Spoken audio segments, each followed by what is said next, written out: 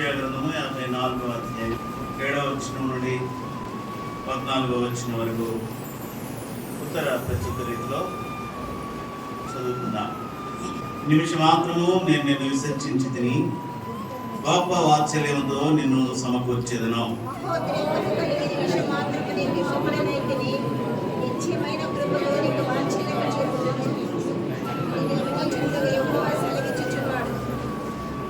నోవహు కాలమున జల ప్రళయమును గురించి నేను చేసినట్లు చేదును. జలములు భూమి మీదకి ఇకను పొర్లుచు రావని నోవహు కాలమున నేను కొట్టు పెట్టుకున్నట్లు నీ మీద కోపంగా నిన్ను గద్దెపననియు నేను ఒట్టు పెట్టుకొని ఉన్నాను.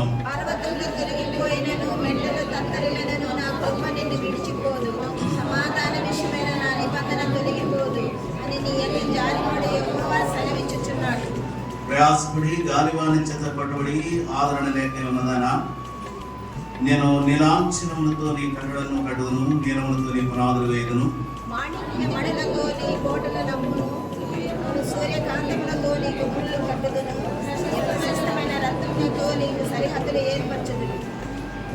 నీ పిల్లలందరూ యెహోవా చేత ఉపదేశం నందుదురు, నీ పిల్లలకు అధిక విశ్రాంతి కలుగును.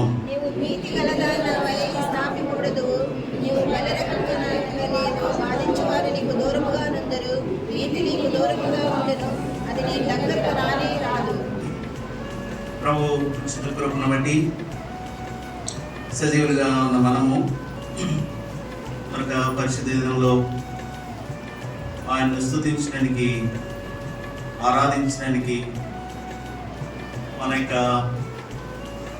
స్థితిగతులను ప్రభు తన ఆత్మ ద్వారా సిద్ధపరుస్తూ ఉంటున్నందుకు మనం ఎంతగానో వందనస్థలంగా ఉంటున్నాం.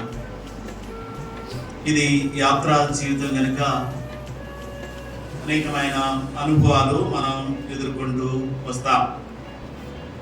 కొన్నిసార్లు అవి మన శక్తికి మించినటువంటివిగా ఉంటాయి. అయితే అన్ని అనుభవాల్లో మన విషయమై జాగ్రత్త తీసుకునేటువంటి మన ప్రభు మనకున్నాడు కనుక మనం ధన్యులంగా ఉంటున్నాం. అది దేవుని ప్రజలకు ఇవ్వబడినటువంటి గొప్ప ఆధిక్యత. పిల్లల ఈ సమయంలో ప్రభును ఆరాధించేటువంటి అనుభవం కోసమై ఆయన సన్నిధిలో మనము ఆయన ద్వారా సిద్ధపరచబడవలసిన వారంగా ఉంటున్నాం. మనల్ని మనం సిద్ధపరచుకోలేము. నిజానికి మన అనుభవాలు అందుకు సిద్ధంగా కూడా లేవని నేను అనుకుంటూ ఉన్నాను. ఒకవేళ ఏదైనా ధైర్యం తెచ్చుకున్నారా చేద్దామనుకున్నప్పటికీ ఏదో ఒక అనుభవం నుంచి, ఏదో ఒక ప్రక్క నుంచి, ఏదో ఒక మూల నుంచి ఆ విధమైన అనగా సంతోషంతో ఆయన ఆరాధించడానికి వ్యతిరేకంగా ఉండేటువంటి సంగతులు మనలను, మన హృదయాలను తడుతూనే ఉంటాయి. అయినప్పటికీ కూడా ప్రభు నమ్మదగినటువంటి వాడు. ఆయన కృప చేత మనల్ని బలపరిచి తనకు స్తుతులు చెల్లించడానికి మనలను బలపరుస్తాడని నిరీక్షించుదాం.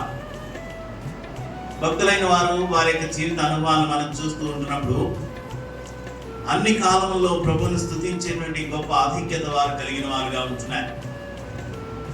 ఒకవేళ స్తుతించుట, ఆరాధించుట అనేటువంటి అనుభవము సంతోషకరమైనటువంటి అనుభవం నుంచి మాత్రమే కలుగుతుందని మనం తలంచిన అవసరం లేదు.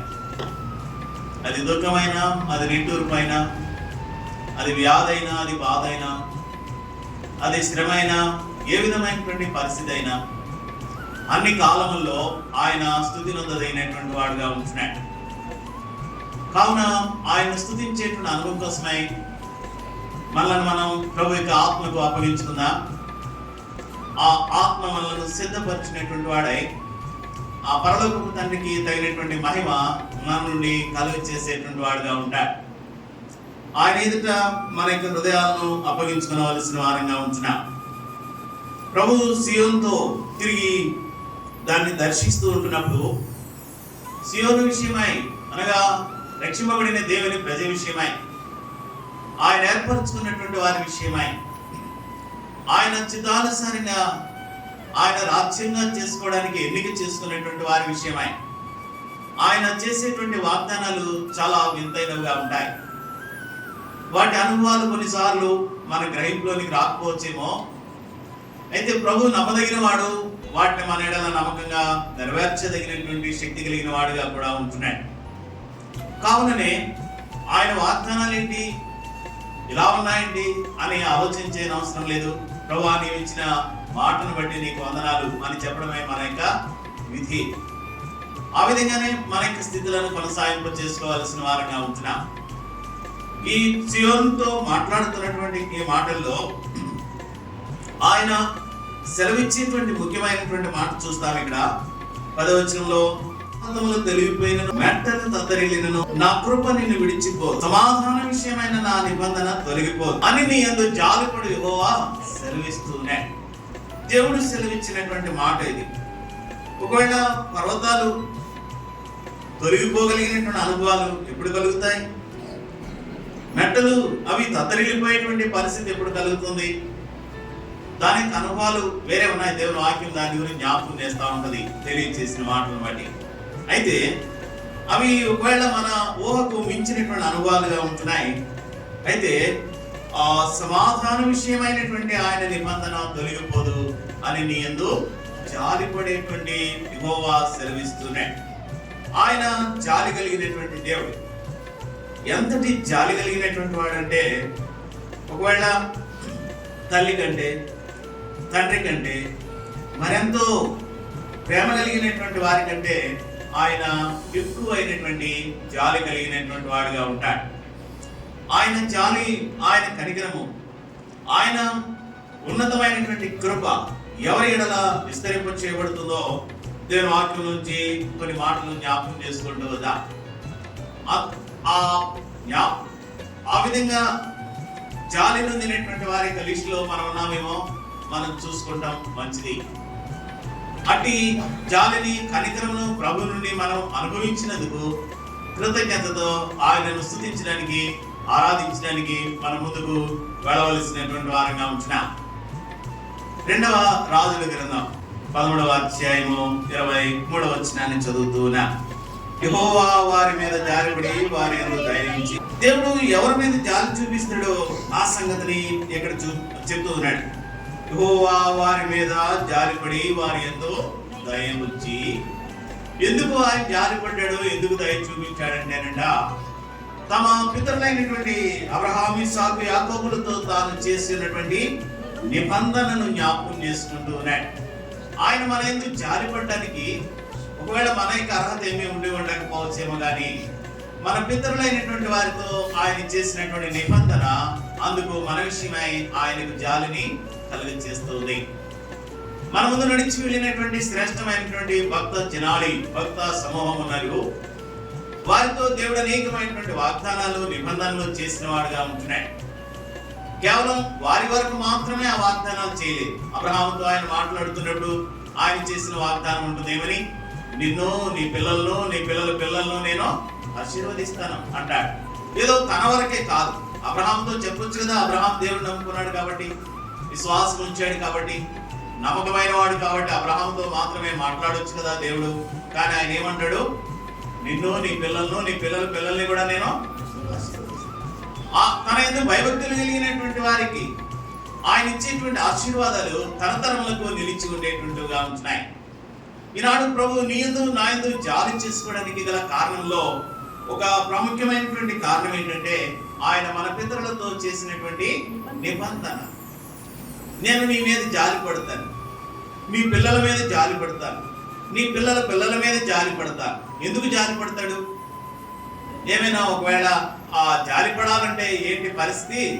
ఒకవేళ ఏదైనా కింద పడి కొంచెం గాయమై ఉండాలి. అయితే ప్రభు చెప్పాడు కదా ఆ సంగతులను. మనం చదువుకున్న 54వ అధ్యాయంలోనికి వస్తే ఏమంటాడు? 7వ వచనంలో, నిమిషం మాత్రము నేను విసర్జించాను, గొప్ప వాత్సల్యంతో నేను సమకూర్చుకుంటాను. మళ్ళా జాలి పడతాను నీ మీద. కేవలం ఒక నిమిషం మాత్రమే నీ మీద కోపపడతాను. ఏమో ఆయన కోపానికి కారణం ఏంటో. అయితే జాలి మాత్రం ఎటువంటిది? అది నిరంతరమైనది. ఒక నిమిషమే కోపపడ్డాడు, కానీ జాలి చూపించే విషయంలో మాత్రం ఎక్కడి నుంచి లెక్కేసుకుంటూ వచ్చాడు? అబ్రహాము దగ్గర నుంచి లెక్కేసుకుంటూ వచ్చాడు. అబ్రహాము, ఇస్సాకు, యాకోబు ఆ రకంగా ఆత్మీయమైనటువంటి ఆయన ఏర్పరచుకున్నటువంటి ఆయన యొక్క శ్రేష్టమైనటువంటి భక్త జనాళి అంతటితో ఆయన చేసిన నిబంధన బట్టి తిరిగి మరలా ఆయన మన యందు జాలి పడడానికి ఇష్టపడుతున్నాడు. ఇక్కడ ఆత్మ యొక్క ఉద్దేశం ఏంటో గమనిస్తే, మన పితరుల ఎడల ఆయన చేసిన నిబంధనను బట్టి ఆయన మన మీద జాలి చేసుకుంటున్నాడు. అందుకు మనం ఆయనను స్తుతించాల్సి ఉంది. నిజానికి ప్రభువా, నా యోగ్యత కాదు, నా మంచితనం కాదు, ఒకవేళ ఏదైనా జాలి పడడానికి నా దగ్గర ఏ మంచి పరిస్థితులు లేవు, కానీ కేవలం నీ శ్రేష్టమైన భక్తుల యొక్క ఆ సంతానంలో నన్ను ఉంచావు, లేకపోతే వారిని అనుసరించేటువంటి ఆ విశ్వాస ఆ వీరుల యొక్క సమూహంలో నన్ను కూడా చేర్చావు.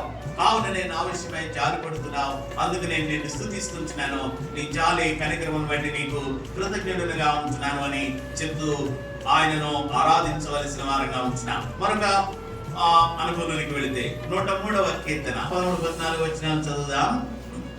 ఆయన మన ఎడల జాలి పడేటువంటి అనుభవాన్ని గురించి జ్ఞాపకం చేస్తున్నాడు. ఇక్కడ ఎందుకు ఆయన మన మీద జాలి పడుతున్నాడంటే, మనము నిర్మింపబడిన రీతి ఆయనకు తెలిసి ఉన్నది, మనము మంటి వారమని ఆయన జ్ఞాపకం చేసుకుంటున్నాడు. ఒకవేళ ఏదో ఒక రాత్రి చేశాడు అనుకోండి, దాని గురించి పెద్ద జాలి చూపించక్కర్లే.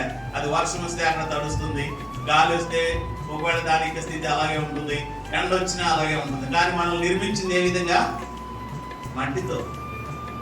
మనం నిర్మించబడిన రీతి ఆయనకి తెలిసే ఉన్నది, మనము మట్టి వారమని ఆయన జ్ఞాపకం చేసుకున్నాడు. మట్టితో చేశాను వీళ్ళని. ఏదైనా చిన్న పరిస్థితి ఎదురైనా ఏమైపోతా ఉంటారు? చాలా నష్టము వారికి కలుగుతుంది. ఒకవేళ ఎక్కువ గాలి ఇస్తే ఏమైపోతుంది? ఆ మట్టి అనుభవం ఎగిరిపోతుంది. ఒకవేళ దాని మీద గట్టిగా వర్షం పడితే మన్ను కనుక అది కరిగిపోతుంది. గట్టిగా ఎండ కాస్తే ఆ మన్ను కనుక మన్నుతో చేశాను కాబట్టి అది పగిలిపోయి ఆ రకాలైన నష్టం దానికి కలుగుతుంది. ఒక మట్టితో చేయబడిన దాని యొక్క అనుభవం ఆ విధంగా ఉంటే, పిల్లలు ఒకవేళ ప్రభు దృష్టిలో మనము వంటి వారమే కదా, మట్టితో చేయబడినటువంటి వారం కదా. అందుకు ప్రభు ఏం చేస్తున్నారంటే మన విషయమే మరలా జాలి చేసుకుంటున్నాడు. మట్టితో చేశాను కదా. కొన్నిసార్లు కోపం వస్తే ఏమవుతుందన్నమాట, పిల్లలు ఏం చేస్తారు? అవసరమైన దానికన్నా ఎక్కువ దెబ్బ పడిపోతుంది. కొన్నిసార్లు కోపం పడిపోయిన తర్వాత ఆలోచన చేస్తారు, అయ్యో చిన్నపిల్ల కదా, ఎందుకు ఎంతగా నేను పడవలసి వచ్చింది, చిన్నగా దండిస్తుంటే సరిపోదు కదా అని తండ్రికి తల్లికి పిల్లల మీద మళ్ళా జాలి పుట్టుకుని వస్తుంది. అలాగే మన పరమ ప్రభు ఎటువంటి వాడు? జాలి కలిగిన వాడు, మన యందు జాలి చూపించేటువంటి వాడు. ఎందుకు జాలి చూపిస్తున్నాడంట? నేను వీళ్ళని మంటతో చేశాను కాబట్టి ఒకవేళ పరిస్థితులను బట్టి వాళ్ళు కృంగిపోగలరు, బలహీన పడిపోగలరు, నిరాశ చెందగలరు. కాబట్టి మళ్ళా వాళ్ళ మీద జాలి చేసి ఏం చేస్తారంట? తండ్రి తన కుమారుల ఎడల జాలి పడినట్లు యెహోవా తన యందు భయభక్తులు గల వారి ఎడల జాలి పడతా ఉంటున్నాడు. మళ్ళా తన యందు భయభక్తులు కలిగినటువంటి వారి విషయమై జాలి పడుతున్నాడు. మొదటి సంగతి ఏంటి? మన పితరులైనటువంటి వారితో ఆయన చేసిన నిబంధనను బట్టి ఆయన మన యందు జాలి పడుతున్నాడు. రెండవ సంగతి, మనం మంటి వారమని, బహు బలహీనమైనటువంటి అనుభవం కలిగినటువంటి పరిస్థితులు, ఆలోచనలు, స్థితులు కలిగిన వారమని ఎరిగిన వాడై ఆయన మన యందు మరలా జాలిపడి నూతనమైనటువంటి కృపకు మనలను పాత్రలుగా చేయడానికి, తన జాలిని మన విషయమై కనుపరచడానికి ఆయన ఇష్టపడుతూ ఉంటున్నాడు. యెషయా గ్రంథం 14వ అధ్యాయం 1వ వచనం చదువుదాం. యెహోవా యాకోబునందు జాలిపడును, ఇంకను ఇశ్రాయేలును ఏర్పరచుకొనును, వారిని స్వదేశంలో నివసింపచేసి పరదేశులు వారిని కలుసుకొందురు. యాకోబు యొక్క కుటుంబాన్ని మళ్ళా హత్తుకుని జీవించేలాగా చేస్తాను అని చెప్తూ ఉంటున్నాడు. మరి ఒకవేళ చెరలో, బాధలు, శోధనలో ఉన్నటువంటి మరి యాకోబు విషయమై దేవుడు ఏం మాట్లాడుతాడంటే, మరలా నేను తన విషయమై జాలి చేసుకుంటున్నాను. ఈ ప్రకృతి సంబంధమైన మనుషులుగా మన జీవితాల్లో కలిగి ఉండేటువంటి ఆ యొక్క శత్రువేక చెర అనుభవాలు, ఒకవేళ అది బాధ, అది శ్రమ, ఆయా రకమైనటువంటి ఎదిరింపులు అవి కలుగుతూ ఉంటున్నప్పుడు ఆ పరమ ప్రభు మన విషయమై ఏం చేసుకుంటాడంటే మళ్ళా జాలిపడి, యాకోబు విషయమై ఆయన జాలిపడినటువంటి వాడై ఇంకను ఇశ్రాయేలును మళ్ళా ఏర్పరచబడినటువంటి అనుభవంలోనికి తను బలపరుస్తూ ఉంటున్నాడు. నేను నిన్ను ఏర్పరచుకున్నాను, నేను నీకు దేవుడనై ఉంటున్నాను, నేను నీకు సహాయకుడనై ఉంటున్నాను. ఒకవేళ చెరలో ఉన్నవా అయితే అక్కడి నుంచి మళ్ళా విడిపిస్తారు. మరి ఆ విధంగా బంధించబడినటువంటి అనుభవాలు కలిగిన వారుగా ఉంటున్నారా, అక్కడి నుంచి విడుదల పొందిస్తారు. నూతనమైనటువంటి స్థితిలోనికి వారిని నడిపించడానికి వారి యందు జాలిపడేటువంటి దేవుడు వారికి ఉన్నందుకు మనం ఎంతగానో ఆయనకు కృతజ్ఞులుగా ఉండవలసినటువంటి వారంగా ఉంటున్నాం. లోకంలో ఉండే అనుభవాలు దానికి భిన్నంగా ఉన్నాయి. ఒకవేళ వారు శ్రమలో ఉంటే, వారి బాధలో ఉంటే, వారి ఇబ్బందిలో ఉంటే, ఒకవేళ వారు చేయడానికి ఇష్టపడినటువంటి లేక మొక్కుకున్నటువంటి మొక్కుబడులు ఏమైనా చెల్లించకపోతే ఏం చేస్తుంది లోకంలో ఆరాధించేటువంటి అనుభవాలు ఏం చేస్తాయి, వారి మీద ఉగ్రత చూపిస్తాయి. అందుకే మనుషుడు వాటికి భయపడతాడు. అయితే మన ప్రభు ఎటువంటి వాడంట, జాలి చేసుకుంటాడు. నా కుమారుడు, నా కుమార్తె, అయ్యో ఇటు బాధ, ఇటు శ్రమ, ఇటు ఇబ్బంది, ఇటు కరువు, ఇటు వస్త్రహీనత, ఈ విధమైనటువంటి దుఃఖము, ఈ విధమైనటువంటి ఆదరణ లేనటువంటి అనుభవంలోనికి వెళ్ళిపోయింది కదా. అయితే నేను మళ్ళా వారి మీద జాలి చేసుకుని అటు అనుభవాల నుంచి వారికి విడుదల కలుగు చేస్తానని వారికి వాగ్దానం చేస్తున్నాడు. వారిని స్వదేశంలో నివసింపచేయను, పరదేశులు వారిని కలుసుకునేలాగా చేస్తాడు. అంటే స్వదేశము అనేటువంటి అనుభవం ఏమైంది, నీకేమైనా సహాయం కావాలా అని అక్కడ రాజుగారు అడుగుతా ఉంటే, అధికారులు అడుగుతా ఉంటే ఆమంటుంది, నాకేం అవసరం లేదు, ఎందుకంటే నేను నా స్వజాతీయుల మధ్యలోనే ఉన్నాను, నా దేశంలోనే ఉన్నాను, కాబట్టి మీ సహాయం నాకు అవసరం. దేవుడు వారిని ఒక భద్రత వైపు నడిపిస్తున్నాడు. మళ్ళా జాలి చేసుకున్న తర్వాత ఆయన చేసేటువంటి మూడవ కార్యం ఏంటంటే వారిని నూతనమైనటువంటి కృపలోనికి, నూతనమైన భద్రతలోనికి నడిపిస్తుంటున్నాడు. ఇది మన ఎడల నెరవేర్చబడినటువంటి ఒక కార్యంగా మనం గుర్తించవలసినటువంటి వారంగా ఉంటున్నాం. అందుకు మనము ఆయనకు కృతజ్ఞులమై ఆయన స్తుతించి ఆరాధించేటువంటి అనుభవంలోనికి మనము వెళ్ళడం మన యొక్క బాధ్యతగా ఉంది. ప్రభువును స్తుతించి ఆరాధించడానికి నిజానికి ఏ విధమైనటువంటి హేతువులు అవసరం లేదు. అది ఎక్కడ ఉన్నప్పటికీ, ఏ పరిస్థితిలో ఉన్నప్పటికీ అక్కడి నుంచి మనం ఆయన్ను ఆరాధించవచ్చు. హేతువులు ఏమి వెతుకోవాల్సినటువంటి అవసరం ఏమీ లేదు. కానీ అయినప్పటికీ కూడా ప్రభు మన విషయమై ఆయన తన యొక్క కృపను కనుపరుస్తూ అనేకమైన హేతువులను మనకి ఇస్తూ ఉంటున్నాడు. నిజానికి మన యొక్క అనుభవాల్లో ఆరాధించలేనటువంటి అనుభవంలోకి మనం వెళ్ళిపోతుంటున్నప్పుడు, అయ్యో ఈ పరిస్థితుల్లో కూడా నా దేవుని ఎలాగ ఆరాధించాలి, ఎలా స్తుతులు అర్పించాలి అని ఆలోచన చేసేటువంటి అనుభవాల్లో మనం ఉంటున్నప్పుడు ఆయన మన విషయమై ఏం తెలియజేస్తాడంట, లేదు నీ పితరులతో నేను చేసినటువంటి నిబంధన నేను జ్ఞాపకం చేసుకుంటాను, కాబట్టి నూతనమైనటువంటి కృప నీకు విస్తరింప చేస్తాను అని ఆయన మరలా జాలి చేసుకుంటున్నాడు. రెండవదిగా మనం వీళ్ళు మంటి వాళ్ళు, బలహీనులు, ఒకవేళ వీరి విషయమై నా యొక్క స్థితిని మార్చుకుంటే వాళ్ళు చాలా ఇంకా దీనమైన అనుభవానికి వెళ్ళిపోతారు. కాబట్టి ఆ విధంగా వారి మీద జాలి చేసుకుని, మనము మంటి వారమని ఆయన ఎరిగి ఉన్నాడు కనుక ఆయన జాలి చేసుకుని ఆ విధంగా మనలను ఆయన ఎదుటి నిలిచి ఉండడానికి, లేక మనం ఆయనకు కృతజ్ఞులుగా ఉండడానికి మరొకసారి తన కనికరాన్ని మన ఎడల విస్తరింపు చేస్తూ ఉంటున్నాడు. యెషయా గ్రంథం 49వ అధ్యాయము 13వ వచనంలో చదువుతూ ఉంటున్నాడు. శ్రమనొందిన తన జనుల యందు జాలిపడే యెహోవా తన జనులను ఓదార్చి ఉన్నాడు. ఆకాశమా ఉత్సాహధ్వని చేయము, భూమి సంతోషించుము, పర్వతములారా ఆనందధ్వని చేయండి. శ్రమనొందినటువంటి తన జనులు వారిని ఏం చేస్తున్నాడంట, వారి యందు జాలి పడుతూ ఉంటున్నాడంట. వారి యొక్క స్థితిగతులను బట్టి, వారి చుట్టూ ఉండేటువంటి పరిస్థితులను బట్టి, వారి యొక్క ఆధారము అయినటువంటి అనుభవాలు వారి నుండి తొలగిపోయినప్పుడు, వారి జీవితాల్లో కలుగుతూ వచ్చినటువంటి ఆ యొక్క శ్రమ, దుఃఖము, వేదన, కన్నీరు, ఇట్టి అనుభవాల్లో సైతము విశ్వాసి దేవునికి కృతజ్ఞత చెల్లించేటువంటి అనుభవంలోకి తీసుకురావడానికి ఆయనకు మాత్రమే తగినటువంటి అనుభవం కలిగిన వాడుగా ఉన్నాడు. లోకంలో మరి ఏది కూడా ఆ విధంగా మానవుని సిద్ధపరచలేదు. ఒక కన్నీటి అనుభవంలో కృతజ్ఞతతో జీవించడానికి ఎలాగో లోకం బోధించగలదు. అయితే మన ప్రభు ఎటువంటి వాడు, ఆయన మన ఎడల జాలి చేసుకున్నటువంటి వాడై ఏం చేస్తానంట, తన శ్రమ నొందిన తన జనుల యందు జాలిపడి యెహోవా తన జనులను ఓదార్స్తూ ఉంటున్నాడు. వారి కన్నీటిని తుడుస్తున్నాడు. వారి ప్రతి బాష్ప బిందువులను తుడిచి వేస్తుంటున్నాడు. వారిని నూతనమైనటువంటి అనుభవంలోకి తీసుకుని వస్తున్నాడు. ఆయన ఆ విధంగా ఉన్నాడు కాబట్టి ఏం చేయాలి? మనం ఆయన్ని కృతజ్ఞతతో, ప్రభువా నా కన్నిటిని తుడిచినందుకు నీకు వందనాలు, నన్ను ఓదార్స్తూ వచ్చినందుకు నీకు వందనాలు, నా యొక్క ప్రతి విధమైనటువంటి దీన పరిస్థితుల్లో నన్ను ఆదరిస్తూ వచ్చినందుకు నీకు వందనాలు అని ఆయనను స్తుతించి ఆరాధించేటువంటి అనుభవం కోసమే మరొకసారి ప్రభు మనలను తన ఆత్మ ద్వారా ఈ స్థలంలో సిద్ధపరచడానికి నడిపించినటువంటి వాడుగా ఉంటున్నాడు. ప్రభు దీనిలో చేరిన మనం ఆ విధంగా ప్రభు తన యొక్క కార్యములను మన విషయమై ఏ విధంగా జరిగిస్తూ వస్తుంటున్నాడో దాన్ని జ్ఞాపకం చేసుకునవలసిన వారంగా ఉంటున్నాం.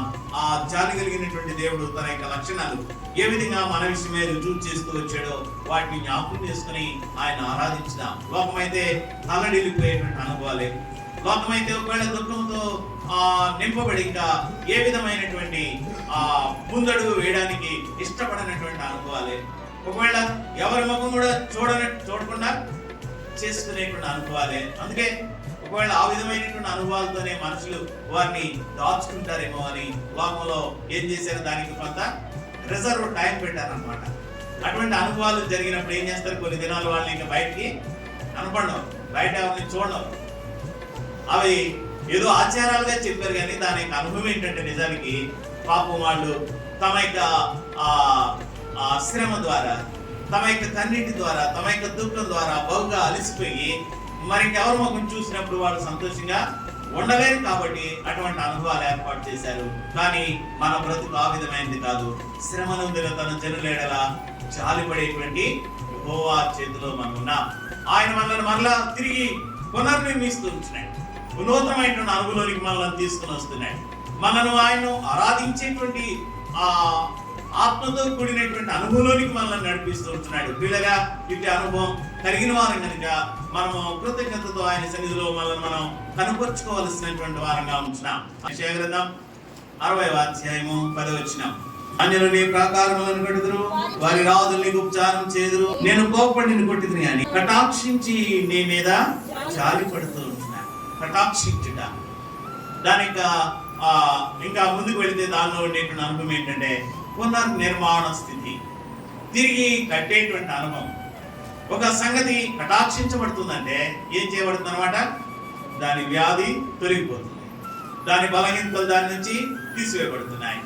అది ఒకవేళ చక్కగా కట్టబడలేదు, లేకపోతే దానికి స్థితి పాడైంది, తిరిగి మరలా దాన్ని నిర్మించేటువంటి అనుభవం, నూతనమైన పునర్నిర్మాణ స్థితి. అది తిరిగి మరి కనికరం పొందేటువంటి అనుభవానికి అది తీసుకుని రాబడుతూ వస్తుంటుంది. పిల్లరా, ఉదయకాలం ఒకవేళ ప్రభు మన విషయమై అట్టి అనుభవాన్ని నెరవేరుస్తున్నాడని మనం నిరీక్షించుదాం. మనల్ని తిరిగి కడుతున్నాడని, ఏది మనలో లోటుగా ఉందో ఆ లోటు నుంచి మనల్ని తిరిగి మరలా నూతన పరుస్తున్నాడని, ఆ లోటు నుంచి కలిగేటువంటి ప్రతి విధమైన నిరాశ నిస్పృహల నుంచి మనల్ని తొలగిస్తూ ఉంటున్నాడని. అయితే మన నిరీక్షణ ప్రభు వైపు పెట్టుకుని ఆయన చూపించేటువంటి ఆయన యొక్క జాలిని బట్టి ఆయనను ఆరాధించేటువంటి అనుభవం కోసమై ఆయన మనల్ని సిద్ధపరుస్తున్నాడని నిరీక్షణతో ఆయనను ఆరాధించడానికి ముందుకు వెళ్ళేటువంటి వారంగా ఉందాం. ఆయన గొప్ప రక్షణ ద్వారా మాత్రమే ఈ అనుభవం మన యొక్క జీవితంలో కలుగుతుంది. రక్షణ లేనటువంటి వారు అంటే అనుభవం కలిగి ఉండడానికి అవకాశం లేదు. వారు కేవలము నిరాశతో నిస్పృహతో నింపబడిన వారుగా ఉంటారు. వారి మనకి యొక్క స్వభావాన్ని వారి మీద కనుపరుచుకునేటువంటి వారుగా ఉంటారు. ఏ విధమైనటువంటి నిబంధన వాగ్దానాలు లేనటువంటి వారు కాబట్టి దాని విషయమై వారు బహుగా చింతించేటువంటి వారుగా, నిరీక్షణ కోల్పోయినటువంటి వారుగా వారి యొక్క జీవితాలను కొనసాగింపు చేసుకునేటువంటి వారుగా ఉంటారు. తిరిగి మరలా నిర్మింపబడతాము అనేటువంటి ఏ విధమైనటువంటి ధైర్యము వారు కలిగి లేనటువంటి వారుగా ఉన్న కారణం చేత మరి వారు కృతజ్ఞత చెల్లించేటువంటి అనుభవంలో బలహీనులుగా చేయబడేటువంటి వారుగా ఉంటారు. అయితే మన ప్రభు అట్టి స్థితి కలిగినటువంటి వాడు కాదు. మన ఎడల జాలి చేసుకునేటువంటి మన ప్రభు మనలను నూతనపరిచి, ధైర్యపరిచి, మన యందు తన యొక్క జాలిని చూపించి మన ద్వారా ఆయన స్తుతింపబడడానికి, ఆరాధింపబడడానికి ఇష్టపడుతూ ఉంటున్నాడు. ఏ విధంగా ఆయన తన యొక్క కృపను మన ఎడల కనుపరుస్తాడో ఆ సంగతులు మనం మొదట చదువుకున్నటువంటి ఆ వాక్య భాగంలో 54వ అధ్యాయం యెషయా గ్రంథంలో మనం జ్ఞాపకం చేసుకుంటూ వద్దాం. ఆ విధంగా ప్రభువును ఆరాధించడానికి ముందుకు వెళదాం. మరి ఆయన మళ్ళా వారిని పలకరిస్తున్నాడు, వారిని మళ్ళా ప్రేమతో తాకుతున్నాడు, వారితో మరి కృపతో ఆ వారిని ముచ్చటిస్తున్నాడు. వారి మీద తన యొక్క దయాహస్తాన్ని చాపుతున్నాడు. నూతనమైనటువంటి అనుభవంలోనికి వారిని తీసుకురావడానికి ఆయన ఇష్టపడుతూ ఉంటున్నాడు. మనం చదువుకున్నటువంటి యొక్క మాటల్లో ఆ సంగతులన్నీ కూడా మనకు కనబడతాయి. నా నిబంధనను నేను తొలగిపోను అని ప్రభు సెలవిస్తూ ఉన్నాడు. కాబట్టి ఆయన మన పితరులైనటువంటి వారితో చేసిన నిబంధనను తొలగింప చేసేవాడు కాదు, అది మన ఎందులో నెరవేర్చబడేదిగా ఉంటుంది. ఇది దీనమైన అనుభవాల్లో అనేక సార్లు అనేక దైవచనలు అనేక దేవుని ప్రజలైనటువంటి వారు నడిపించబడుతూ వచ్చారు. వారి ముందు ఇంకా దిక్కుతోచినటువంటి పరిస్థితులు వచ్చేసినాయి. కొన్నిసార్లు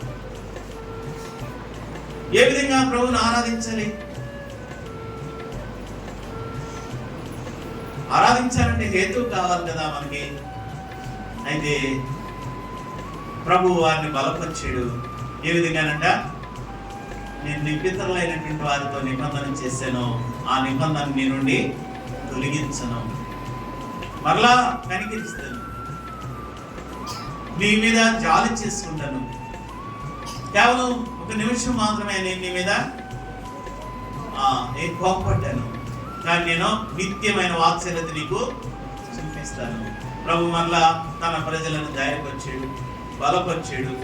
వారు తమ వెనక ఉన్న సంగతులను ప్రక్కన పెట్టి ముందున్నటువంటి ఆ సంగతుల కోసమై నిరీక్షణతో విశ్వాసంతో ముందుకు సాగి వెళుతూ ప్రభువును స్తుతిస్తూ ఆరాధించినటువంటి అనుభవానికి తీసుకున్నారట. పిల్లరా, ఇటు అనుభవాలు మనం కూడా ఎదుర్కొన్నందుకు మనం ధన్యులం. ఎందుకంటే ఆ గొప్ప భక్తుల యొక్క భావంలో మనం కూడా చేర్చబడ్డాం. అదనమాట దేవుని వాక్యంలో ఉన్నటువంటి భక్తులు, లేకపోతే మన ముందు నడిచి వెళ్ళినటువంటి భక్తుల యొక్క జీవితంలో వచ్చిన అనుభవాలు మనం ఎదుర్కొన్నప్పుడు మనం మరింత ధన్యులమైపోతున్నాం. ఏదో సాఫీగా సాగిపోయేటువంటి విశ్వాస యాత్ర ఉంది, దాని యొక్క అనుభవాలు అందుకు అనుకూలంగా లేవు. కొన్నిసార్లు ఈ వాక్యంలో ఈ మాట ఉంది, ఈ మాట నాలో కూడా నెరవేరింది, ఈ వాక్యం నా కుటుంబంలో నెరవేరింది, లేకపోతే ఈ అనుభవం నా యొక్క సంఘంలో నెరవేరింది. ఇది మనల్ని ఎటువైపు నడిపిస్తుంది అన్నమాట, ప్రభుతో మరింత చేరువైన అనుభవానికి నడిపిస్తుంది. ఉదయకాలం మీ హృదయాలను మరొకసారి దృఢపరచుకొని మన యందు జాలిపడేటువంటి యెహోవా ఉన్నాడు. ఆయన మనలను మర్చిపోడు. మన పితరులతో చేసిన ఆయన నిబంధనను బట్టి ఆయన మన యందు మరలా జాలి చేసుకుంటానని చెప్తున్నాడు. కాబట్టి ఏది జరిగించబడిందో దాని విషయమై చింతించేటువంటి వారం కాక మన నిమిత్తమై చింతించేటువంటి ప్రభు ఉన్నాడని మరొకసారి ధైర్యంతో మరి ఆయన ఇచ్చిన రక్షణ ద్వారా ఆయనను ఆరాధించడానికి మనల్ని మనం ముందుకు కొనసాగింపు చేసుకునేటువంటి వారంగా ఉండవలసి ఉంటుంది. మరి ఆ నోవహు కాలం ప్రళయాన్ని గురించి జ్ఞాపకం చేస్తున్నాడు. 9వ వచనంలో, నోవహు కాలమున జల ప్రళయం గురించి నేను చేసినట్లు చేయుదును, జనములు భూమి మీదకి ఇంకను బొర్లుచు రావని నోవహు కాలమున నేను ఒట్టు పెట్టుకున్నట్టు నీ మీద కోపంగా ఉండననియు నిన్ను గద్దింపననియు నేను ఒట్టు పెట్టుకొని ఉన్నాను. మనతో చాలా శ్రేష్టమైనటువంటి వాగ్దానం చేస్తున్నాడు ప్రభు. ఒకవేళ ఆ దినాన్ని ఆ విధంగా జరిగిపోయింది, నోవహుతో ఏం చేశాడు? ఒక నిబంధన స్థిరపరిచేశాడు. ఇంకనో ఈ నాశనకరమైన అనుభూతి మీదకి తీసుకున్నాను అని మరి ఒక నిబంధన స్థిరపరిచాడు. ధనస్సును ఆయన కనుపరిచాడు. ఇదే నీ గుర్తు.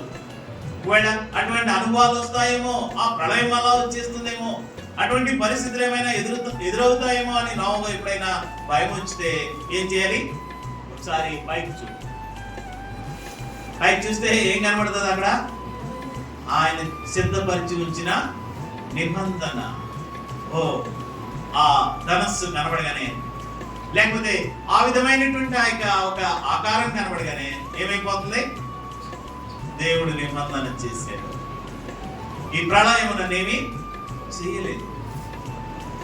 అది కేవలం ఆయన ఒక నిమిషం మాత్రపు కోపం మాత్రమే. కానీ ఆయన నా పితరులతో చేసినటువంటి వాగ్దానాన్ని బట్టి నా యందు జాలి పడుతున్నాడు అని అది జ్ఞాపకం వస్తుంది. మరొకసారి పైకి చూద్దాం, ప్రభు వైపు చూద్దాం. ఆయన తన నిబంధనను మనకు జ్ఞాపకం చేస్తున్నాడు. మన ముందు నడిచి వెళ్ళిన పితరుల వైపు చూద్దాం. ఆ నిబంధనను జ్ఞాపకం చేసుకుని ప్రభువా మా యందు జాలిపడేటువంటి దేవుడు గాని ఉన్నందుకు నేను స్తుతిస్తున్నాం. అటు అనుభవంతో మమ్మల్ని బలపరచునని ఆయనకు కృతజ్ఞతాస్తుతులు చెల్లించడానికి ప్రభు మనకు మరి బలం ఇస్తాడు. తన ఆత్మతో నింపేటువంటి వాడుగా ఉంటాడు. మనం బలహీనమని ఎరిగిండు కూడా. వాడు ఏదో బలవంతులేవే ఏదో రకంగా కొంచెం ముందుకు నడిపిద్దాం అనుకుంటే ఎందుకు జాలి చేసుకున్నాడంట? మనము వంటి వారమని ఆయన బలహీనమే, ఆరాధించలేము. ఇప్పుడు ఒకవేళ చాలా మంది ఆరాధించడానికి మొదలు పెడతారు, కొనసాగించడం కష్టమైపోతుంది. ఏంటి కారణం? హృదయంలో నిండి ఉన్నటువంటి ఆ అనుభవం వారిని ఏమాత్రం కూడా నెమ్మది లేకుండా చేయగలదు. అయితే ప్రభు నిన్ను జ్ఞాపకం చేసుకున్నాడు. నీవు మంటితో నిర్ణయించబడ్డావని ఆయనకి తెలుసు, వేదనతో కూడా అనుభవంతో ఉన్నావని ఆయనకి తెలుసు. అయినప్పటికీ కూడా నిన్ను బలపరచడానికి ఆయన ఇష్టపడుతూ ఉంటున్నాడు. ఆయన ఆ విధంగా మన నుండి ఆ సంగతులన్నింటినీ కూడా తీసివేసి తిరిగి నూతనమైనటువంటి వాత్సల్యత వారిలో నేను కనుపరుస్తూ 13వ వచనం 103వ అధ్యాయంలో 11వ వచనంలో ఆ మాట మనం చదువుకుంటూ వచ్చాం. తండ్రి తన కుమారుల ఎడల జాలిపడినట్టు యెహోవా తన యందు భయభక్తులు గల వారి ఎడల జాలిపడుతున్నాడు. ఎందుకు జాలిపడుతున్నాడంటే మనం వంటి వారమని ఆయన మళ్ళా జ్ఞాపకం చేస్తున్నాడు. వీళ్ళు బలహీనులని జ్ఞాపకం చేసుకుంటాడు. ఎంతో భారభరితమైన హృదయాలతో నింపబడిన వారుగా ఉన్నారని జ్ఞాపకం చేసుకుంటున్నాడు. లేకపోతే వారి యొక్క హృదయ వేదన బయటకు వచ్చేస్తుంది, కన్నీళ్లు వాటి యొక్క అనుభవాలు కనబడుతున్నాయి, జ్ఞాపకం చేసుకుంటున్నాడు. వారి మీద మళ్ళా జాలి పడుతుంది. వంటి వారు కదా, అయ్యో ఎందుకు నేను ఇలా కొట్టాను, ఎందుకు ఒక్క నిమిషం నేను వారి మీద కోపడ్డాను అని ఏం చేస్తానంటే ఆయన మళ్ళా జాలి తెచ్చుకుంటాడు. కనికరించి చూపించడానికి ఇష్టపడుతున్నాడు. ఆయన ఆరాధించడానికి మన హృదయాన్ని ధైర్యపరచడానికి ఇష్టపడుతున్నాడు. జాలి కలిగిన దేవుడు కదా నీవు, మరలా మా మీద జాలి చూపించడానికి నువ్వు ఇష్టపడుతున్నావు కదా. నీవు చూపిన యొక్క రక్షణ కార్యము, నీవు మాటలు చూపిన యొక్క జాలిని బట్టి మరొకసారి నేను నిన్ను స్తుతించగలుగుతున్నాను ప్రభువా. నీవు నన్ను నడిపించేటువంటి వాడుగా ఉన్నందుకు నీకు వందనస్తురాలను అని ఆయన ఎదుట మనల్ని మనం అప్పగించుకునేటువంటి స్థితి కలిగిస్తున్నాడు. చివరిగా ఏమంటాడు? మనల్ని మళ్ళా తిరిగి నిర్మిస్తాడు, మనల్ని మళ్ళా నూతనమైనటువంటి అనుభూతిని తీసుకుని వస్తాడు. 54వ అధ్యాయంలో మనం ఆ సంగతిని జ్ఞాపకం చేసుకుంటే ఏమంటాడు? 11వ వచనం చదువుతున్నా.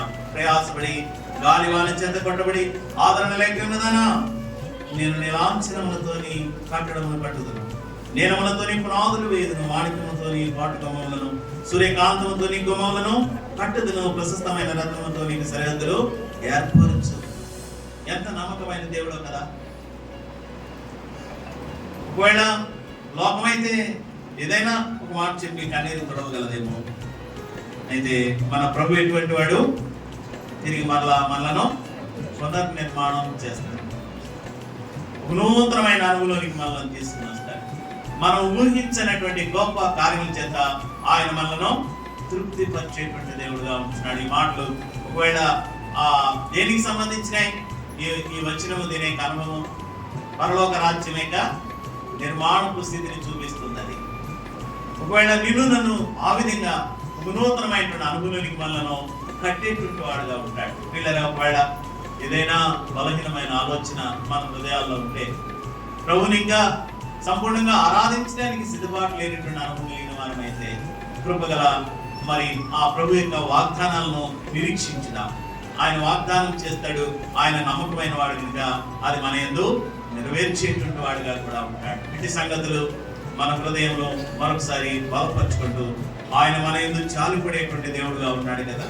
ఆ జాలి చేత మన యందు ఉన్నటువంటి ప్రతి విధమైనటువంటి ఆ యొక్క ఆ శ్రమను, ఆ యొక్క ఆ బలహీనమైనటువంటి పరిస్థితిని అంతటి నుంచి తొలగింపబడినటువంటి స్థితి కలుగచేసి తిరిగి ఆయనను ఆరాధించేటువంటి అనుభవం, ఆయనను గణపరిచి ఆయనకు స్తుతులు అర్పించేటువంటి అనుభవానికి మనం తీసుకుని వెళ్ళడానికి ప్రభు ఇష్టపడుతున్నాడు. ఈ ఉదయకాలం ఆ విధంగా మన హృదయంలో సిద్ధపరచుకొని ప్రభువును స్తుతించడానికి, ప్రభువును ఆరాధించడానికి కొంత సమయం ఆయన సన్నిధిలో మనం మరి సిద్ధపరచుకుని ముందుకు సాగి వెళదాం.